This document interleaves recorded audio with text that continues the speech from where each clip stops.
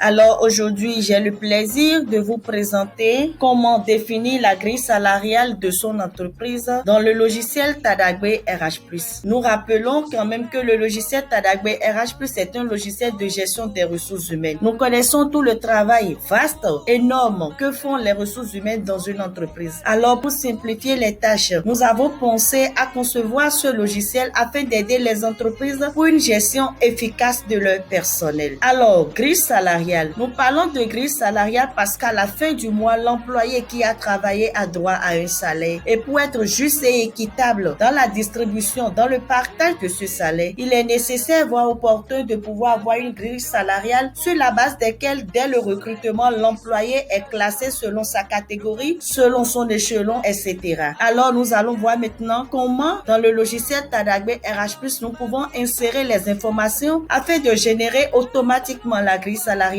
de notre structure. Pour pouvoir insérer les informations, nous allons sur la rubrique grille salariale. Dans cette rubrique, nous avons le temps de travail, la catégorie, les coefficients, l'échelon et la grille salariale. C'est après avoir défini toutes les informations précédentes que nous pouvons générer notre grille salariale automatiquement. Alors, nous rentrons dans la sous-rubrique temps de travail. Dans cette sous-rubrique, il suffira d'informer, de renseigner les champs obligatoirement. Rappelons que pour la grille salariale, toutes les informations, tous les champs doivent être renseignés obligatoirement. Sinon, la grille salariale serait faussée et votre document ne serait pas légal. Alors, dans temps de travail, vous aurez à donner le nombre d'années d'évolution des échelons. Ici, par exemple, dans cette entreprise standard, l'échelon est de 2 ans. Donc, à chaque 2 ans, l'employé passe d'échelon à un autre échelon. Peut-être que dans votre entreprise, c'est de 4 ans, peut-être que c'est d'1 an, peut-être que c'est 5 ans. À vous de définir, à vous de dire le nombre d'années d'évolution des échelons de votre personnel dans l'entreprise. Vous avez aussi à donner le nombre d'années de fin d'avancement. Dans le cas d'espèce, il s'agit de 20 ans. Après 20 ans d'années de travail, l'employé n'aura plus droit à un avancement. C'est qu'il est déjà dans le grade final et il ne percevra que son salaire jusqu'à la fin de ça, jusqu'à la date de sa retraite. Le nombre d'échelons. Dans le cas d'espèce, nous avons 11 échelons. Mais je crois que c'est un truc aussi standard parce que quand nous voyons dans ce qui se passe dans le domaine public,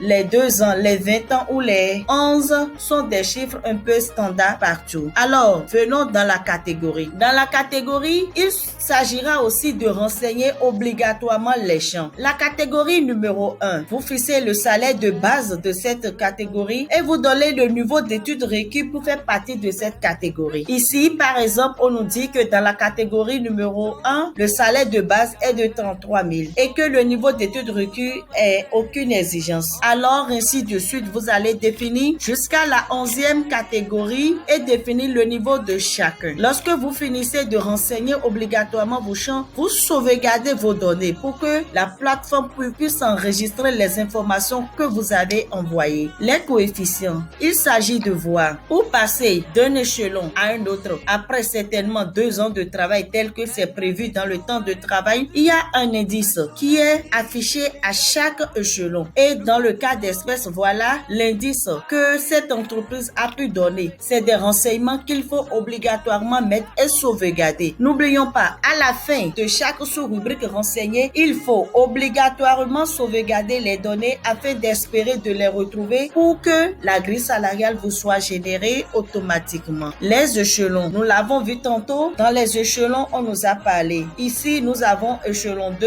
échelon 3, échelon 4, échelon 5, etc.